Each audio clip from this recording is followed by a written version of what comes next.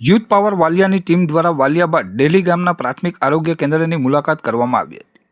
વાલિયા તાલુકામાં ગરીબ અને મધ્યમ વર્ગના દર્દીઓ પીએચસી અને સબ સેન્ટરમાં પ્રાથમિક સારવાર મેળવતા હોય છે, ત્યારે દર્દીઓને સારવારમાં આવતા સેન્ટરો જ બીમાર પડ્યા હોવાનું ધ્યાન પર આવ્યું છે.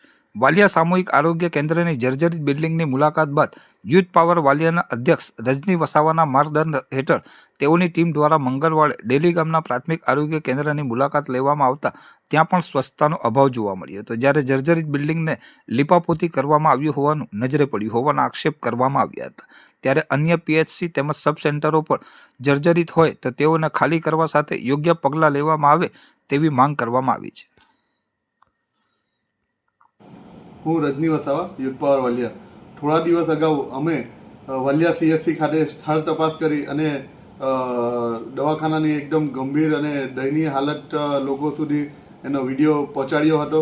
ત્યારે તંત્રએ એના પર ધ્યાન લઈ એને સેફ જગ્યા સ્થળાંતરિત કરી અને બીજી ઇમારતમાં એને દવાખાનાને લઈ જવામાં આવ્યું હતું. ત્યારે તંત્રએ બીજા અનેક ગામમાં બીજા જર્જરિત જે દવાખાના છે એને પણ એ લોકોએ સ્થળાંતરિત કરવા માટે નોટિસ જાહેર કરી છે.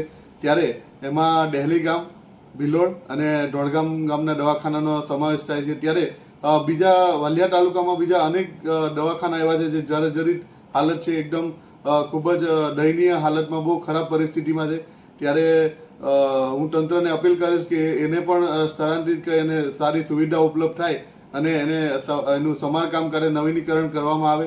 અને સાથે હું આ વિડીયો બનાવી અને તંત્ર સુધી માહિતી પહોંચાડવાનો અમારો હેતુ એટલો જ છે કે ગામે ગામ સુધી સારવાર માટે એક સારી સવલત ઊભી કરવામાં આવે અને લોકોને જે પ્રાઇવેટ દવાખાનામાં અને દવાખાનામાં જે ખોટો ખર્ચો થાય છે, જે પૈસા જાય છે, જે સામાન્ય માણસના પૈસા અને જે તાલુકાની જનતા હેરાન થાય છે, એના માટે ગામે ગામ સુધી સારી સવલત મળે અને સારી દવા ઉપલબ્ધ થાય, એના માટે અમારી આ ઝુંબેશ છે. અને આવનારા સમયમાં તંત્ર આનું ખૂબ ધ્યાનપૂર્વક જો ધ્યાન નહીં આપે તો અમે ગામે ગામ આની ટીમ બનાવી અને વિડીયો બનાવી લોકો સુધી આને એ પહોંચાડીશું કે આપણી તાલુકાની અને આપણા સ્વાસ્થ્યની આવી હાલત છે. તો ટૂંક સમયમાં આની સારવાર માટે નવીનીકરણ કરવામાં આવે અને જે દવાખાના બંધ હાલતમાં છે અને ખરાબ હાલતમાં છે એ લોકોને નવીનીકરણ કરી અને ખૂબ સારી રીતે ચાલે, જેથી લોકોને સારી સુવિધા મળી રહે ગામે ગામ સુધી અને કોઈના ખોટા પૈસા, ખોટો ખર્ચો નહીં થાય. આભાર.